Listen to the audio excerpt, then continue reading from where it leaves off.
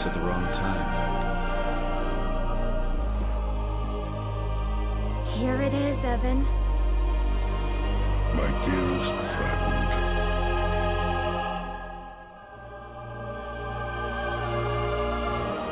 Evan.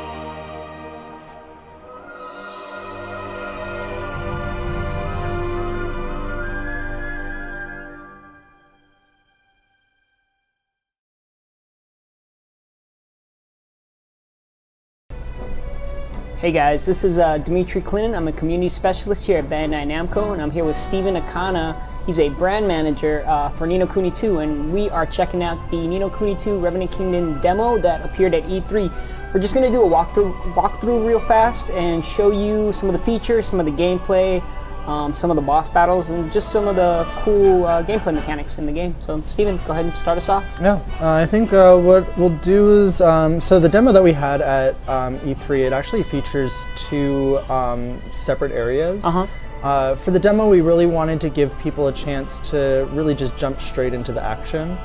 So both of the demos, King's Cradle showcases a mid-size boss battle, and then Longfang Lord of Flame, that one is featuring kind of more of an epic size boss battle. Nice, so, I'm excited. Both of them are a great way to kind of showcase some of the fighting mechanics that are in the game, because the combat is actually really different from the first Ni no Kuni. Really unique, definitely. And also, it goes into a bit of showing you some of the variety on how the Higgledies assist you in battle. Cool. One of the things that we were really highlighting in at E3 was the fact that the Higgledies are almost like your fourth party member. Yeah. So there's a lot of stuff that they're able to do to be able to assist you, you know, based on situations, things that they do on their own, things that you can command them to do. So really excited to show everyone.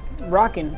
So while we were talking, we actually heard someone talk over us. That was Tani, one of the Sky Pirates, right? Can you give us a little more background on her? So you meet Tani pretty early in the story. It's shortly after both Evan and Roland escape from Ding Dong Dell during the coup. Okay. So Tani is the adopted daughter of the leader of the Sky Pirates. She's a tomboy, very impulsive. She is a person of action that is all about, like, you know, you will prove who you are by showcasing who you are by what you do. Got it. So in the story, Tani is along with Roland, they're both really supporting Evan in his journey to become king again. And in this section, they're actually going to an area where they're going to be able to make a contract with their Kingsmaker. Okay. And what's a Kingsmaker? Kingsmaker is there is, for every person that is a king in Evan's world, there is a Kingsmaker that basically they make a bond together and they signify that person's right to be a king within this kingdom. It's kind of getting approval to become like a full-fledged king. Yeah, or it's kind of proof of their ability to be a king. I see. Okay. And I actually want to go back really fast. You while we were talking, we also entered like a chibi-sized world map. Is that like a design choice that they did? Because I noticed now we have human-like proportions in our characters again.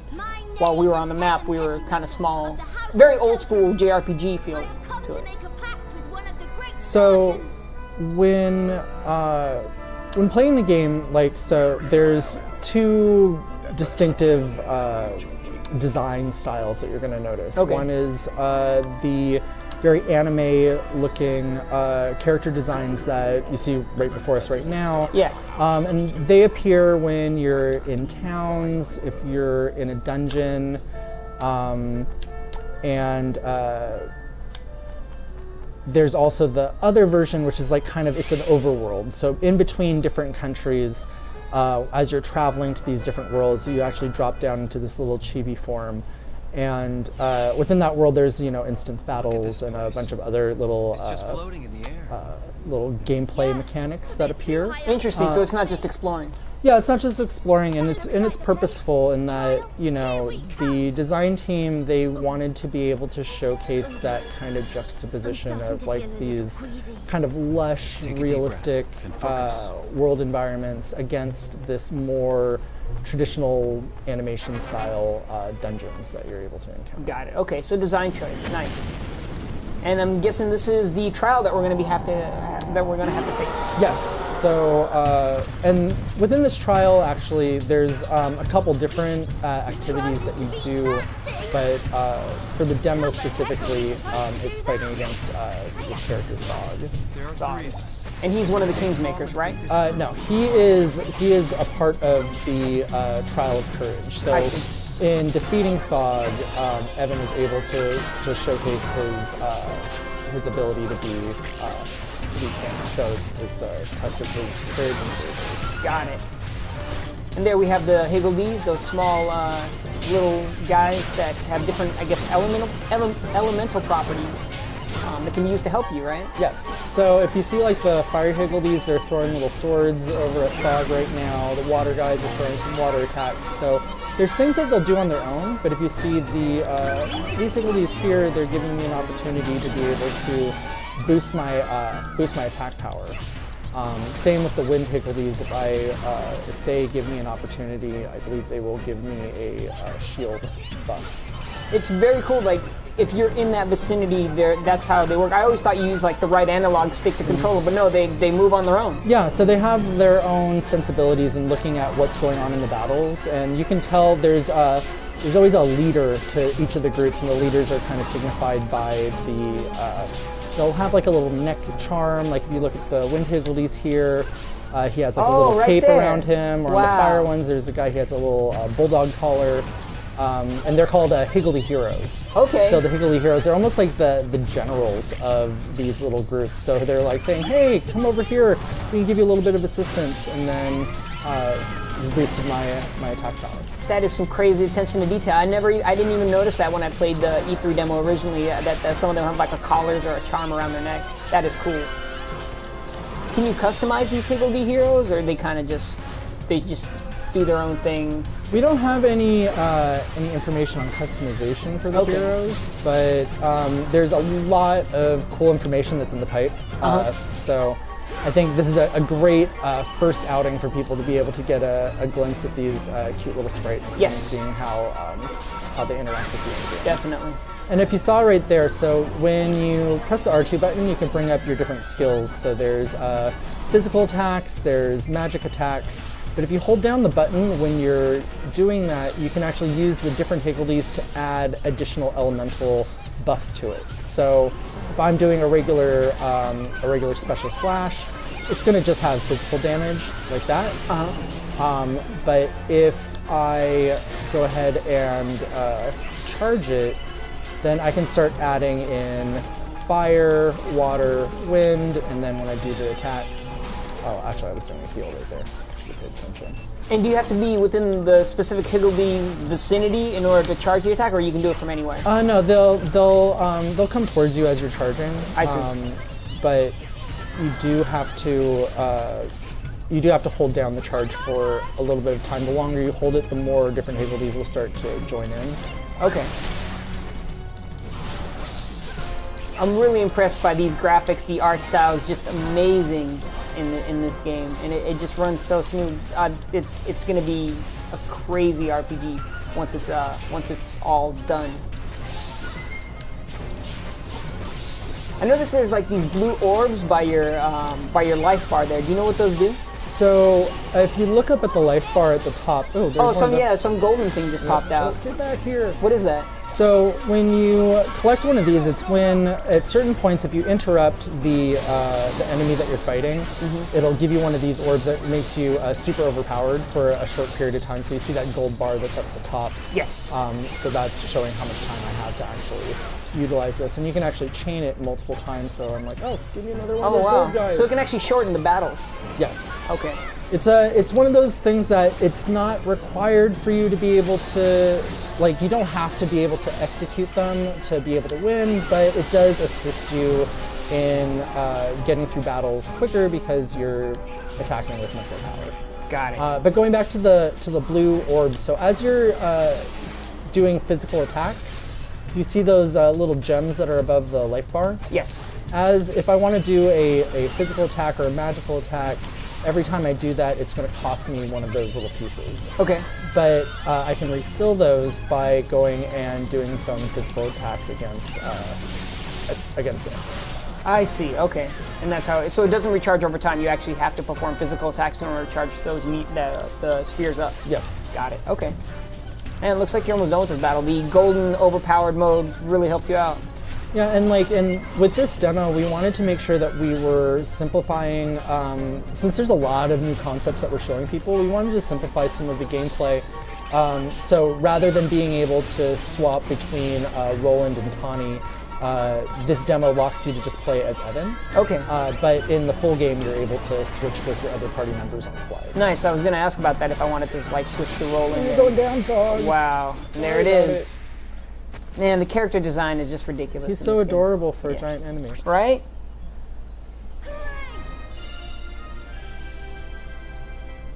Mission clear.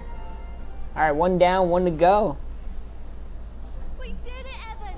We beat That horrible lump. He's not that horrible. I know, right? He's very cute. And if we pass the trial, so then we see Roland. Can you tell us a little bit more about Roland? So Roland comes from a completely different world. He ends up showing up in Evan's world kind of during the commotion of the coup that's occurring in Ding Dong Dell. And Roland in his own world, he's much older. He's probably in his mid-40s, late 40s. So he appears younger when he's... Yeah, he comes over to this world. Strangely, he's much younger, and he, in his own world, is a president of his own country. That might help Evan out a little bit. It's kind of why he decided to stay in Evan's world, is that he sees a lot of himself in Evan and sees that, Evan has a lot of potential to be a great leader. So he decides that he's going to stay in Evan's world and help mentor and groom him to become a king. Gotcha. And that's a big theme throughout Ni no Kuni 2 is that, your story, in this case Evan, but the idea that your story is crafted by the bonds and connections of all those that are around you, whether positive or negative. So when you have there's some villainous characters like Otto Mausinger. There's positive characters like Auntie Martha and the Higgledies. There's all these different characters that will really shape Evan as he grows to become a king. I see. Yep. So it sounds like it's a coming of age story for him. Exactly. Now, what it takes to become a king, a good king. Got it.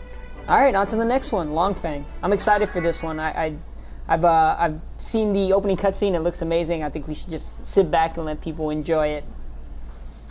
Yeah, this takes place in an area that right after Evan makes his king's bond with his kingmaker. Lofty, right? Lofty. Yeah.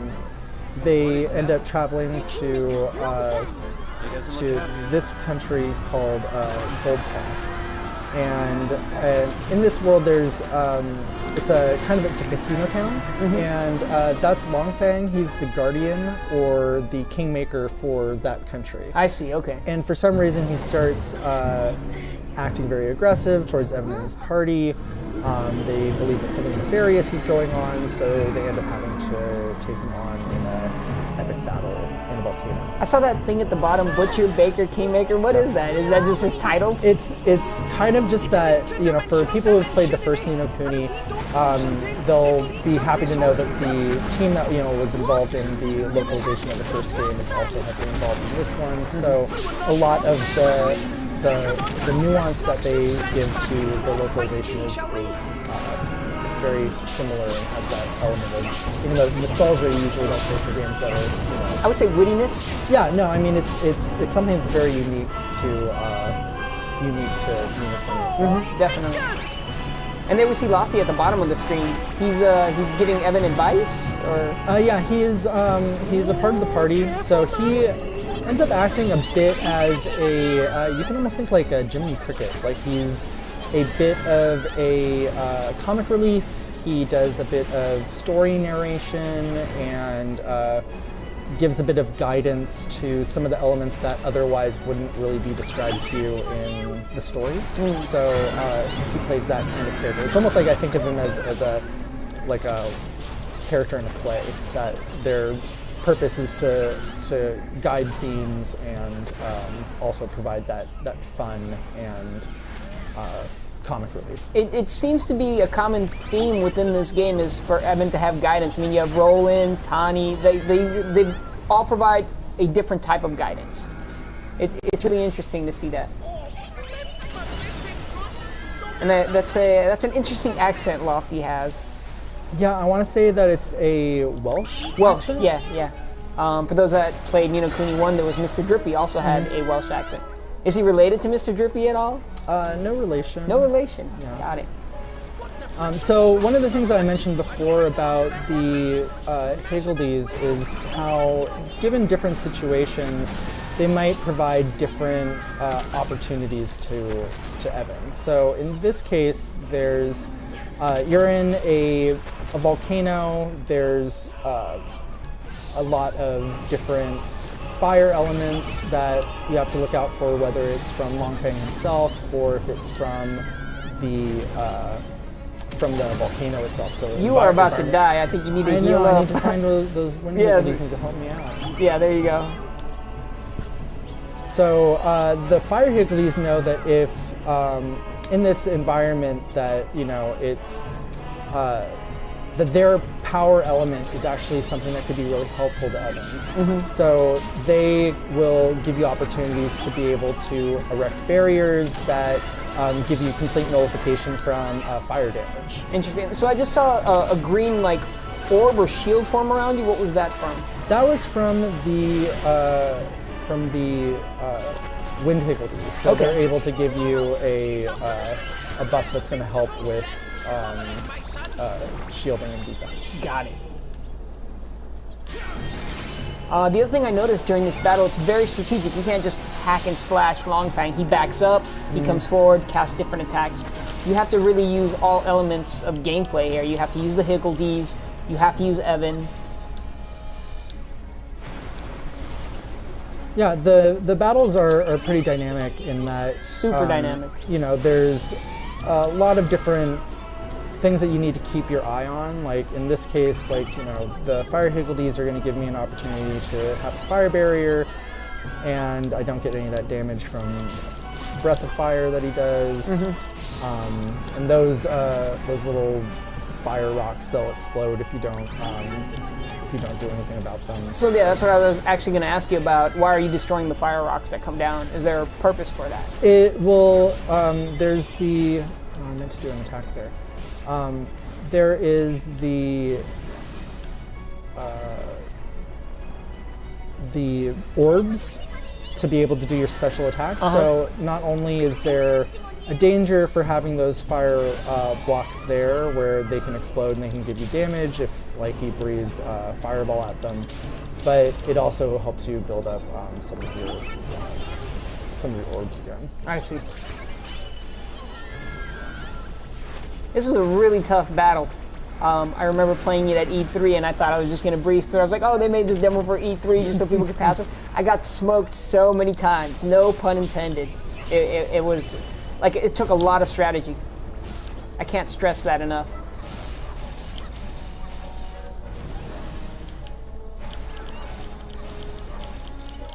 And with the real-time battle system also comes a lot of more different moves. You're able to jump now during combat. You're able to roll.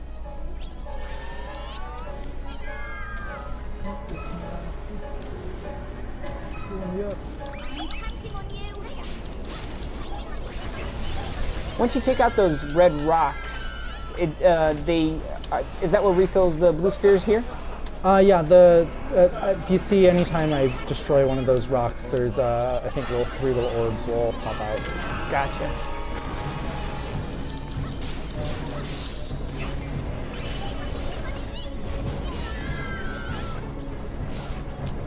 So I'm guessing once you defeat Long Feng, and I don't know if he can really go into this, does he, you know, start helping you out?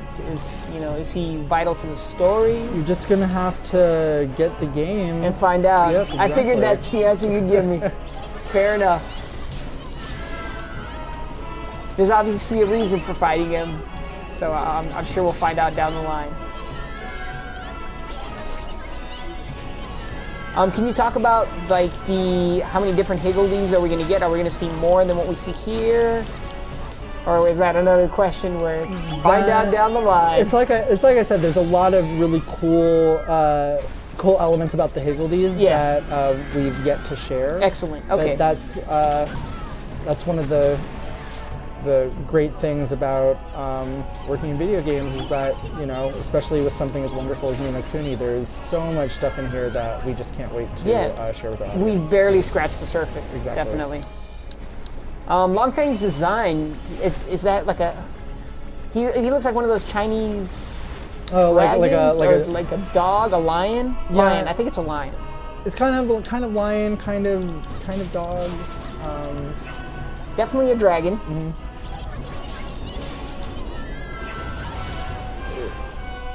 I can tell this is a time-intensive battle. Yes.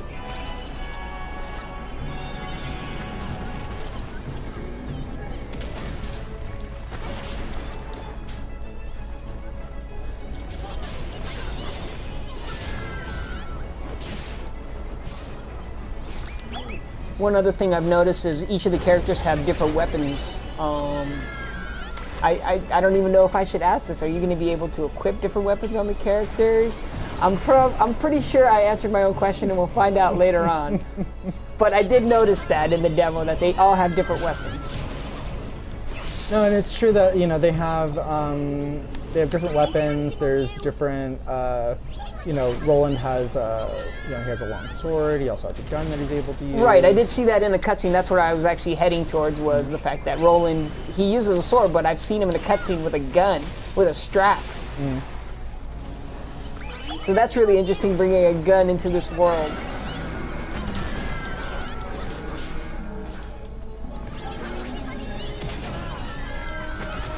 It still blows me away the amount of detail Level 5 is putting in the game. You see like the marks on Long Feng's scales there, and his broken claws.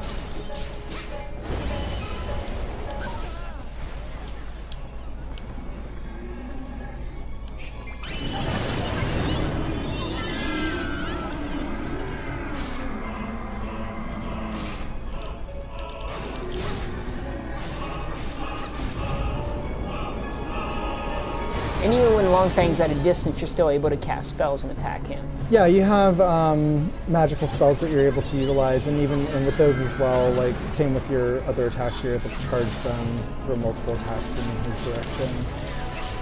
Would you say Evan's more cat or more person? He is half and half. Half and half, okay. Does his race have a name?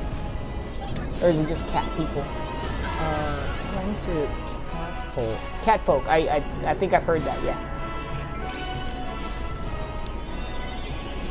I'm really digging Roland's hairstyle with the ponytail. He's bringing it back. You don't see it too often, but he works it with the suit. I like that.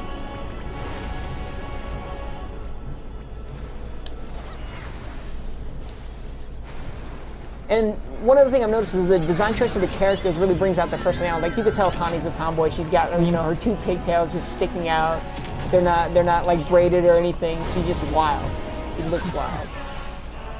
And Roland's like buttoned up and suited, eloquent looking, if you will. Could definitely tell he's a president. Oh, 5 minutes remaining. Are you going to be able to do it, Steven?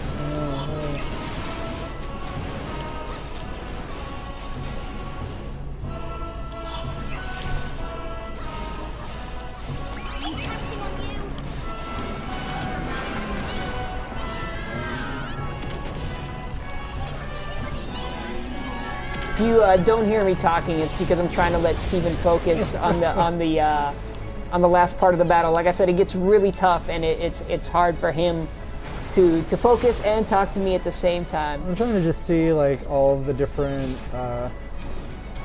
areas I need to be looking out for. There it goes. Yeah, no, like I said, these battles, especially an epic one, or one as big as this, there's a lot going on. He's got to dodge the stones. Help me, Higgledies, help me. He's got to ask Help the me. Higgledies for help. And he's also got to listen to me talk about Roland's hairstyle. So there's a lot going on for Steven. I really respect the work that he's doing right now. It takes a lot. Well, that's the cool thing with this, you know, with the different spells that you're able to cast. Like, you know, I can keep track of my own health and I can heal on my own. Mm-hmm. It's just making sure that I'm, again, keeping track of all those different things that can be going on at one time. Got it. Even during the cutscene, you're able to attack him. That is interesting.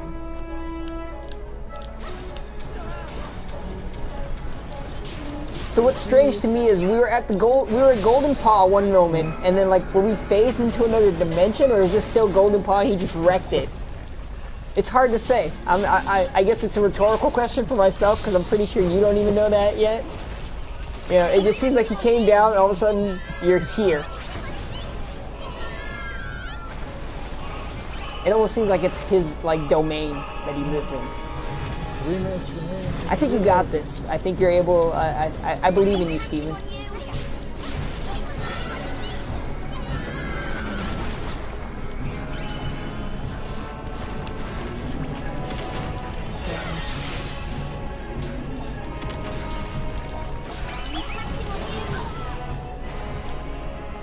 So yeah, we're just having Steven finish this up.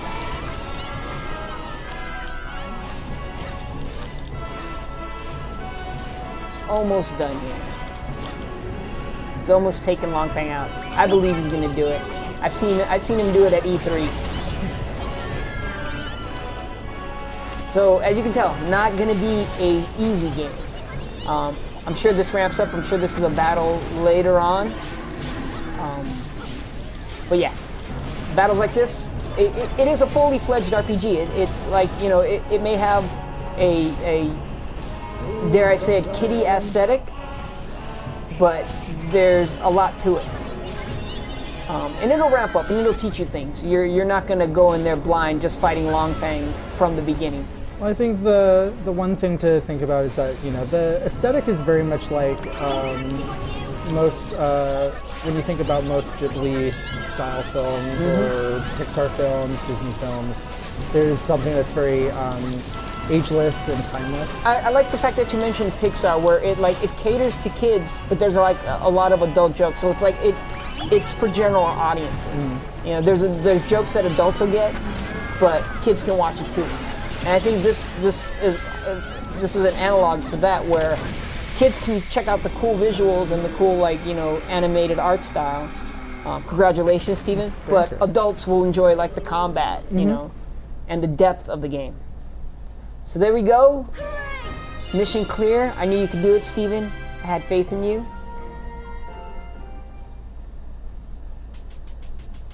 Let's check out this after cutscene. Longfang doing attacking his own kingdom? That is a He's good supposed to question, Tani. protect it. His king's bond's been pinched, isn't it? Which means he's not a king. What does he mean by no more. pinched? Stolen?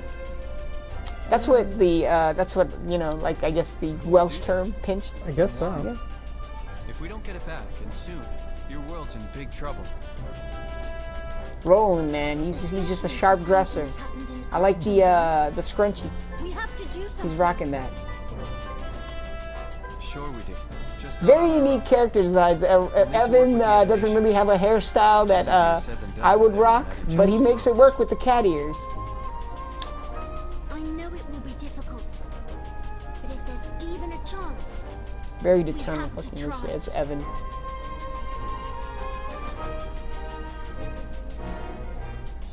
So that's it. Ni no Kuni 2, we just announced a new date. January 19th is when it's coming now. It's coming to PlayStation 4 and Steam, PC via Steam. We're going to have more details as the game's coming along. We're going to try and get more playthroughs. I hope you guys enjoyed this one. Steven, thanks again once again for joining me. It was awesome having you on. I'm glad you were the one playing and I wasn't. You passed all the trials here today. So yeah, thanks again, guys, for joining us, and look forward to more Ni no Kuni 2 Revenant Kingdom content as we get closer to the release date. Bye.